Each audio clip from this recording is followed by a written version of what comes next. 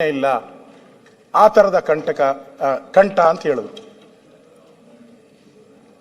ಪದ್ಮಶ್ರೀ ಪುರಸ್ಕೃತ ರಂಗಭೂಮಿ ಕಲಾವಿದೆ ಬಿ ಜಯಶ್ರೀ ರಾಜ್ಯಸಭಾ ಸದಸ್ಯರು. ಅವರು ಕಂದಾಯ ಇಲಾಖೆಗೆ ಹೋದಾಗ ಏನಕ್ಕೆ ಹೋಗ್ತಾರೆ? ಕಂದಾಯ ಇಲಾಖೆ, ನನ್ನ ಹತ್ರ ಜಮೀನಿದೆ, ನಾನು ಜಮೀನನ್ನು ಸರ್ಕಾರಕ್ಕೆ ದಾನ ಕೊಡ್ತೀನಿ, ರಂಗಭೂಮಿಗೋಸ್ಕರ ಈ ಜಮೀನನ್ನು ನಾನು ಕೊಡ್ತೀನಿ, ನಾನು 5 ಗುಂಟೆ ಜಮೀನನ್ನು ನಾನು ಕೊಡ್ತೀನಿ, ಅಲ್ಲಿ ರಂಗಭೂಮಿ ಕಲಾವಿದರು ಆ ರಂಗಕಲೆಯನ್ನು ಬೆಳೆಸಲಿ, ಇದು ಮುಂದುವರಿಲಿ ಅಂತೇಳಿ ರಿಜಿಸ್ಟ್ರೇಷನ್ಗೆ ಹೋದರು. ಪರಮೇಶ್ವರ್ ಅವರು, ನಿಮ್ಗೆ ಗೊತ್ತಿದೆ ರಿಜಿಸ್ಟ್ರೇಷನ್ ಅವರು 100 ಕೊಯ್ರಿ ಹಾಕಿ ಕಳಿಸಿದ್ರು, ಸರ್ವೆ ಮಾಡಿಸ್ಕಮ್ಮ ಅಂತ ಹೇಳಿದ್ರು. ಪಾಪ ಆ ಅಮ್ಮ 3 ಬಾರಿ ಅರ್ಜಿ ಕೊಟ್ಟಿದ್ದಾಳೆ, 3 ಬಾರಿ 3 ಟೈಮ್ಸ್ ಅರ್ಜಿ ಕೊಟ್ಟಿದ್ದಾರೆ. 3 ಬಾರಿ ಅರ್ಜಿ, ನೋ ರಿಪ್ಲೈ. ಬಿಡಿ ಬಡವ್ರ ಪಾಡು, ನಮ್ಮ ಪಾಡೆಲ್ಲ ನಮ್ಮದು ಬಿಡಿ, ಬಡವ್ರ ಪಾಡು ಏನು ಪಾಡು ಅಂತ ಆ ಪದ ಹೇಳೋಕ್ಕಾಗಲ್ಲ, ನಾವು ನಾಯಿ ಪಾಡಾಗೋಗ್ಬಿಟ್ಟಿದೆ ನಮ್ದೆಲ್ಲ.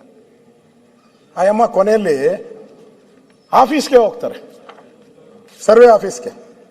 ಅವನು ಯಾವನೋ ADLR ಹೇಳ್ತಾನೆ, ನಿಮ್ಮ ಕೆಲಸಕ್ಕಿಂತ ನಮ್ಮ ಮೇಲಾಧಿಕಾರಿಗೆ ಕೆಲಸ ಮುಖ್ಯ. ADLR ಅವನು ಹೇಳೋದು. ಜಯಶ್ರೀ ಅವರು ಸ್ಟೇಟ್ಮೆಂಟ್ ಮಾಡಿದ್ದಾರೆ, ಸರ್ವೇರ್ ಉಡಾಫೆಯಿಂದ ವರ್ತಿಸುವುದಲ್ಲದೆ ಉದ್ದಟತನದ ಮಾತುಗಳನ್ನಾಡಿ ಬೇಸರ ಉಂಟು ಮಾಡಿದ್ದಾರೆ.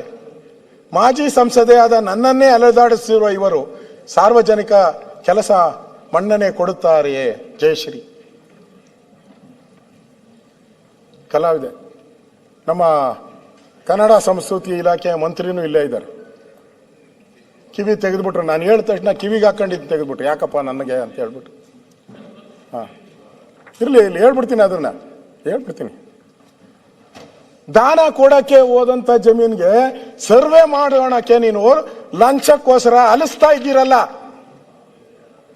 ಇಂಥ ಕಲಾವಿದೆ ಜಯಶ್ರೀ ರಾಜ್ಯಸಭಾ ಸದಸ್ಯರು, ಪದ್ಮಶ್ರೀ, ಏನಕ್ಕೆ ಬೇಕು ಅವ್ರಿಗೆ ರಾಜ್ಯಸಭಾ ಪದ್ಮಶ್ರೀ?